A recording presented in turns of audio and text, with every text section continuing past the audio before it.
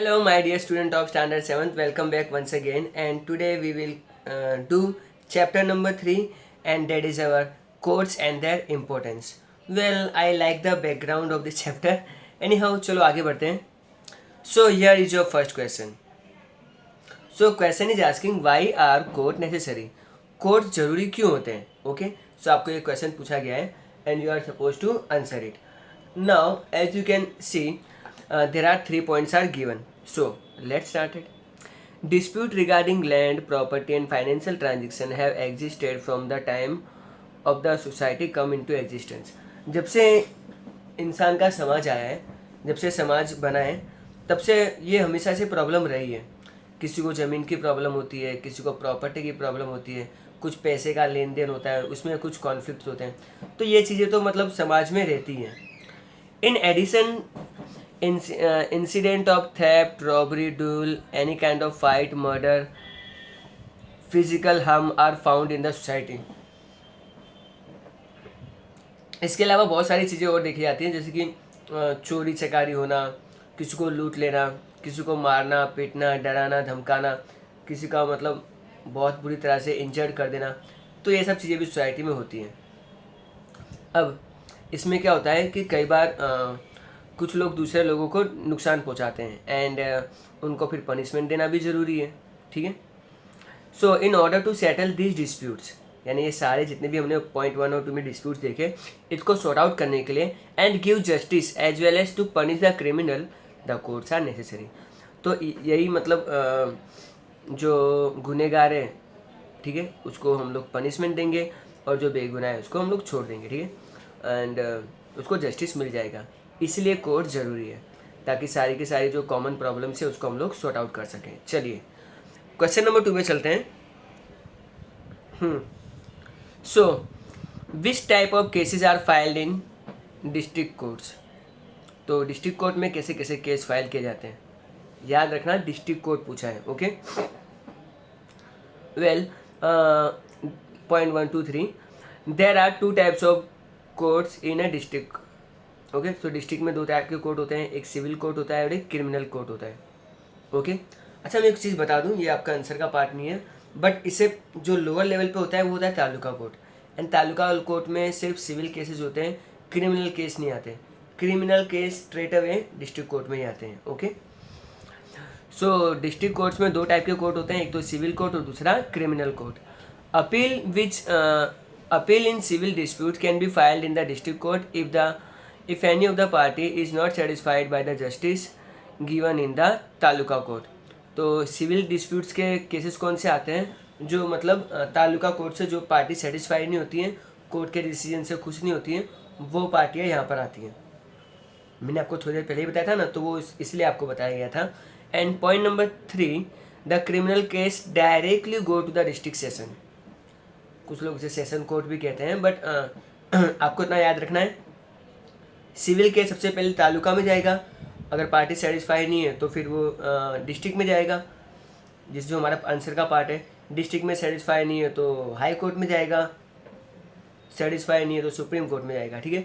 But criminal case direct taluka court से entry नहीं लेता है, वो डायरेक्टली डिस्ट्रिक्ट कोर्ट में आता है. ओके.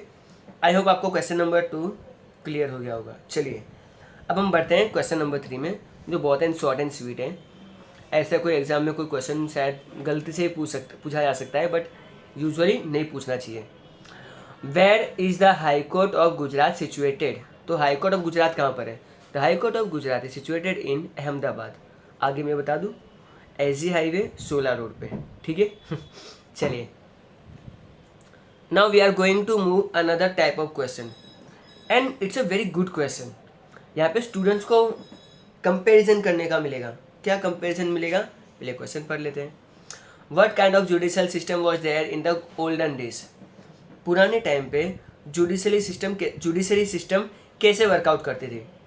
अभी तो हम लोगों को पता है कि तालुका कोर्ट है, डिस्ट्रिक्ट कोर्ट है, हाई कोर्ट है, सुप्रीम कोर्ट है एंड सो. मगर ब्रिटिशर्स के टाइम पे क्या हुआ करता था, उससे पहले मुगल्स थे. तो मुगल्स का मतलब उन लोगों ने क्या सिस्टम डेवलप किया था.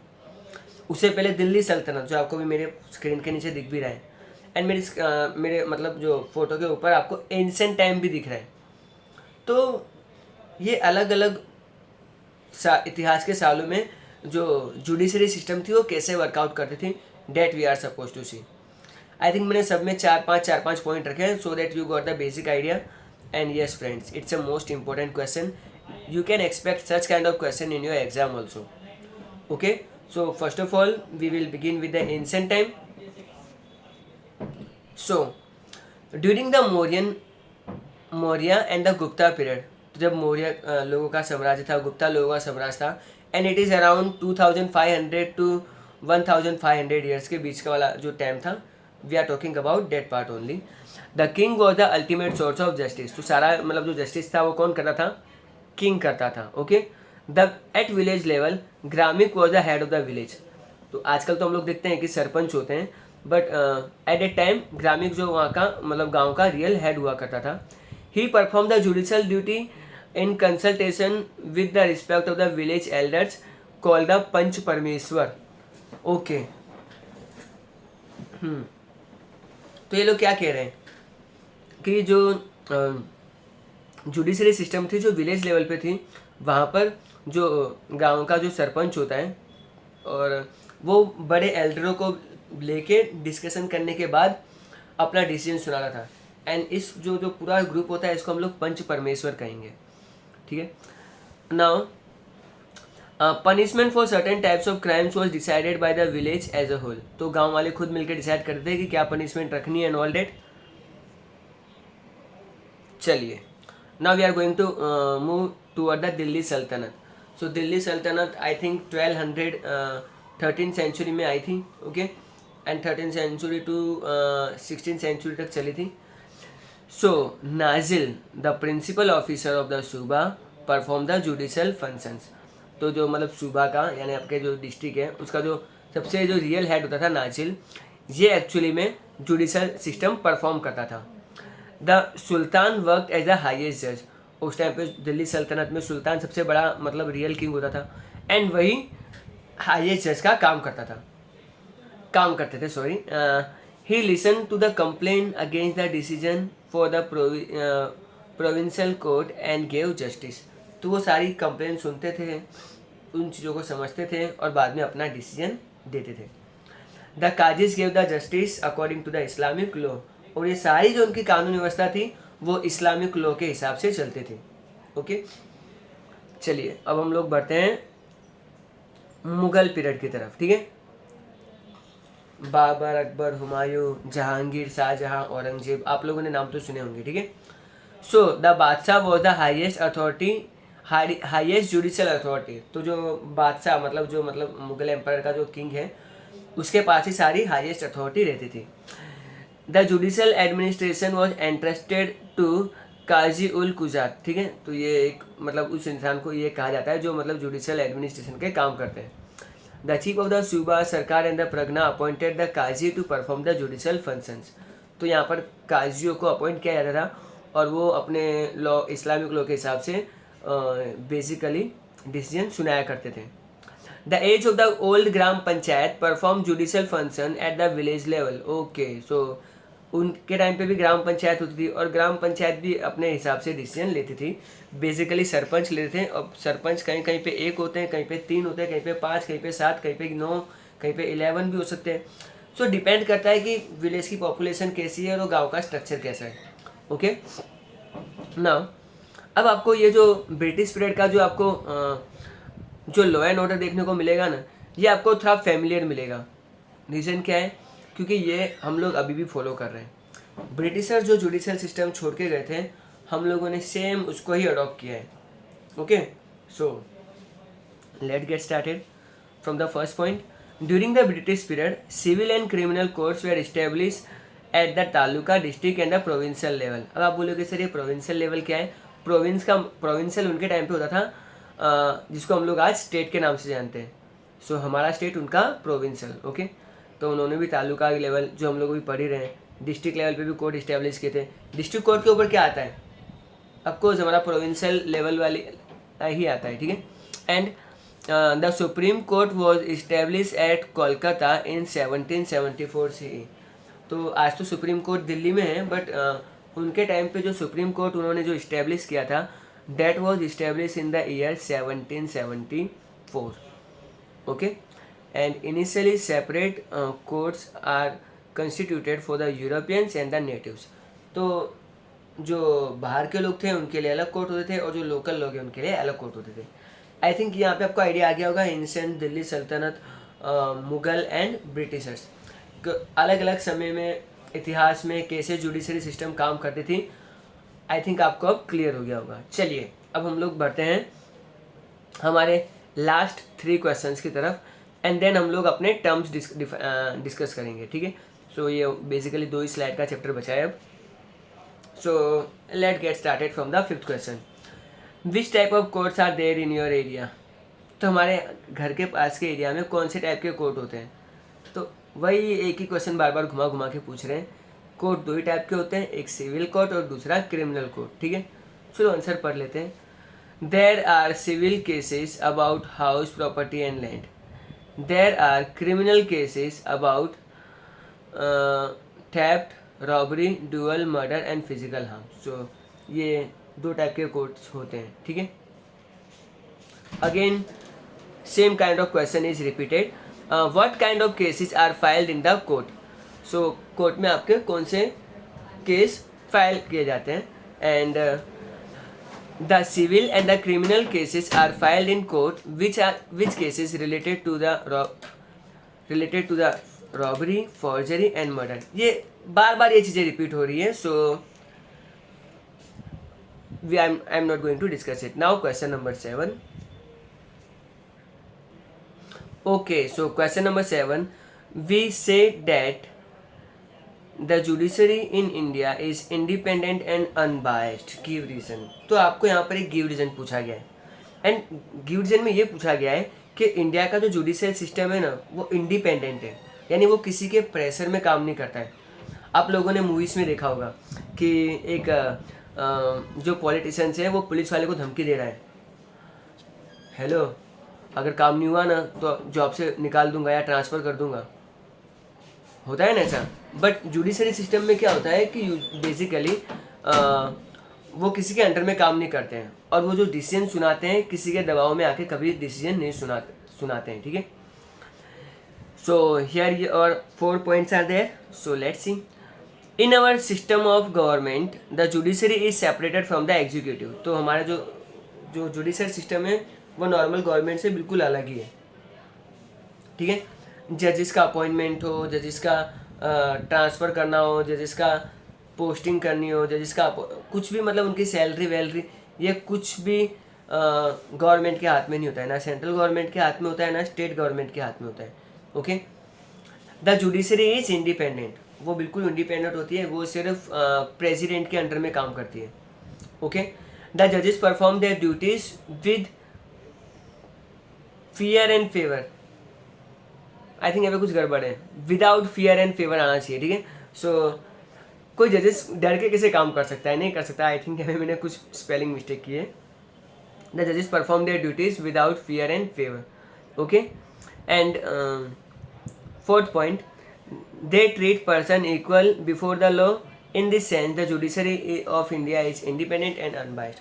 फ्रेंड्स, अभी तक हम लोगों ने जो 7 क्वेश्चन आंसर डिस्कस किए हैं, वेल ये सारे के सारे 7 क्वेश्चन आंसर आप एग्जाम में एक्सपेक्ट कर सकते हो. बट अब हम लोग जो डिस्कस करने वाले हैं that is the important terms. Important terms मतलब आप लोगों ने बहुत बार मूवीज़ देखी होगी. मूवीज़ में इवन सीरियल्स में आपने ये टर्म्स सुने होंगे. Petitioner, loyal, arrest warrant, client, custody, है ना. ये सब क्या होता है, क्यों होता है, ये मैं आपको समझाऊंगा. वेल इसमें से मैं कुछ भी एग्ज़ाम में पूछ लूँ उसके चांसेस कम है, पर तो भी आप एक बार पढ़ लो तो आप क्या है, अगर एग्ज़ाम में बाई चांस आ भी जाता है तो आप अपने ओन वर्ड्स में भी लिख सकते हो. ओके, बट इसके आने के चांसेस कम हैं. बट ऐसा भी नहीं बोल रहा हूँ कि बिल्कुल ही नहीं आएंगे. I can ask. Okay, so important terms है and you can see on your screen that there are 12 terms. Okay, हर एक वर्ड को मैं अच्छे से समझाऊंगा. क्यों? क्योंकि as a citizen of our country आपको इन सब चीज़ों के बारे में पता होना चाहिए. So student, are you ready? Okay, petitioner, पहला टर्म है पिटिशनर. तो ये कौन होता है? The person who file complaint. मेरे घर के बगल में बहुत ज़ोर ज़ोर से रात को गाने बजाए जाते हैं। मैंने उनको 2-3 बार कहा भाई साहब मत कीजिए। तो फिर मैं क्या करूँगा, पुलिस स्टेशन में जाऊँगा, उनकी कंप्लेंट करूँगा। तो मैं कौन हुआ, पिटिशनर। पुलिस केस वाले जब अपनी रिपोर्ट लिखेंगे ना तो उसमें लिखेंगे पिटिशनर और मेरा नाम, ठीक है।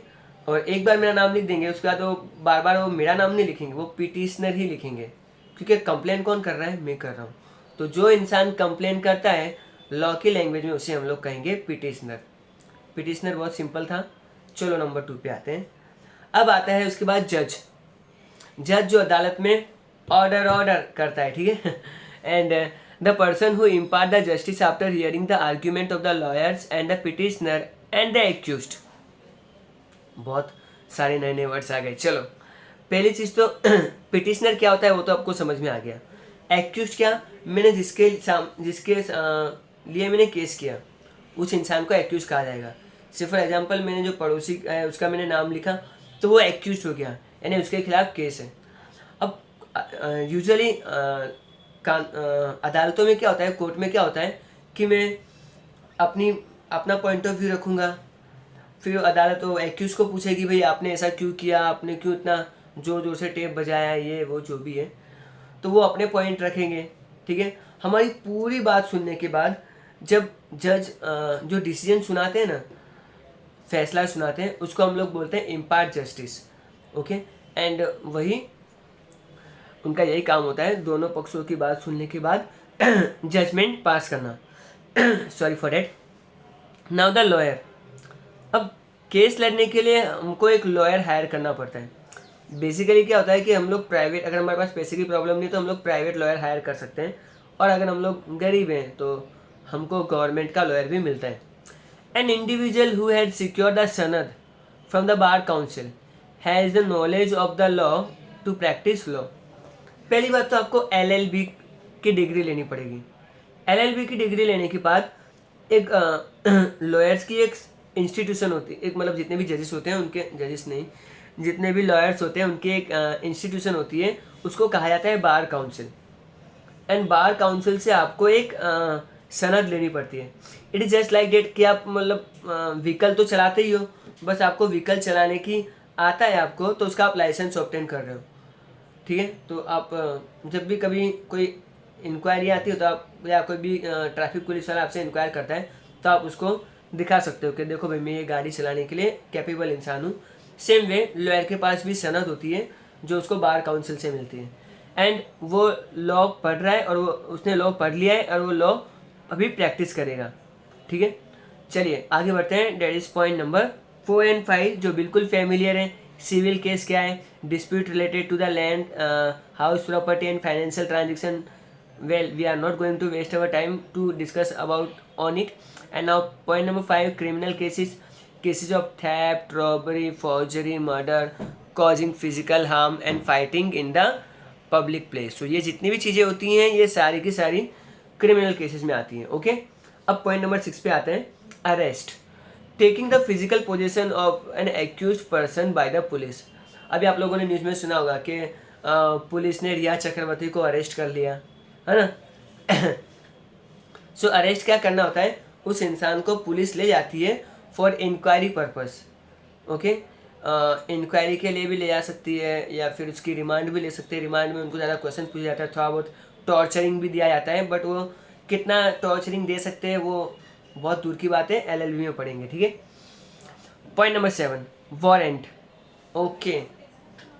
से फॉर एग्जाम्पल मान लो मैं अपने घर पे बैठा हूँ और से फॉर एग्जांपल मैं टीवी देख रहा हूँ, आराम से टीवी देख रहा हूँ, एंड ऑल ऑफ सडन मेरे घर में नॉक नॉक, दरवाजे पे नॉक नॉक की आवाज़ आती है।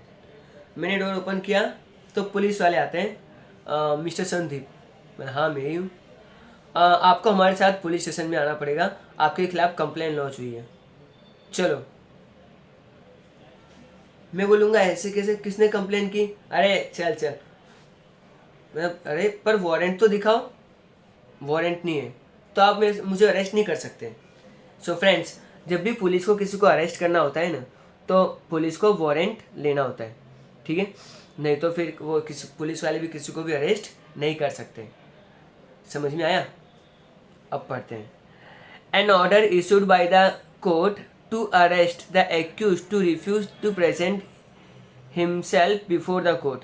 सो मान लो मुझे कोर्ट से नोटिस आया था और मैंने उसको इग्नोर कर दिया, तो कोर्ट मेरे खिलाफ फिर वारंट निकालेगा, ठीक है।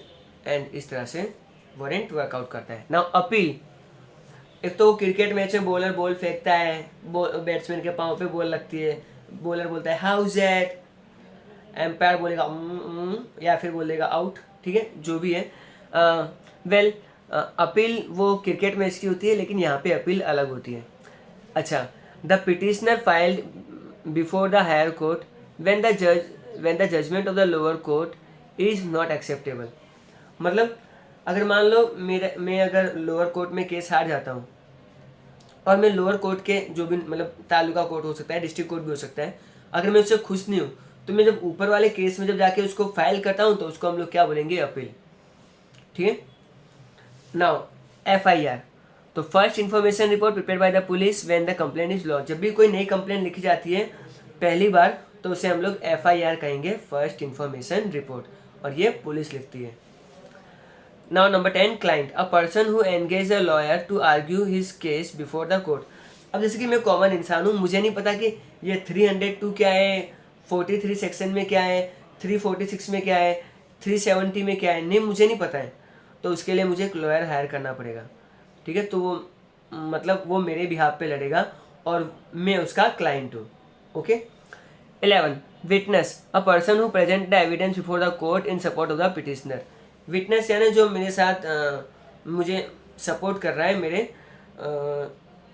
जो भी केस है उसमें हेल्प आउट कर रहा है। Custody, detention of a person by the police who is suspected to have committed a crime. जो भी इंसान पुलिस वालों को लगे कि ये बदमाश है, ये आगे कुछ जाके बदमाशी कर सकता है, ये कुछ गड़बड़ कर सकता है, तो पुलिस ऐसे इंसान को डिटेन कर सकती है, ओके। तो अपनी रेपुटेशन ऐसी मत बनाना कि पुलिस वाले कभी भी आएंगे और आपको डिटेन कर ले जाएंगे, ओके। सो आई होप आपको ये चैप्टर बहुत ही इंटरेस्टिंग और मज़ेदार लगा होगा। So you guys are amazing, till then keep learning, keep watching, bye everyone.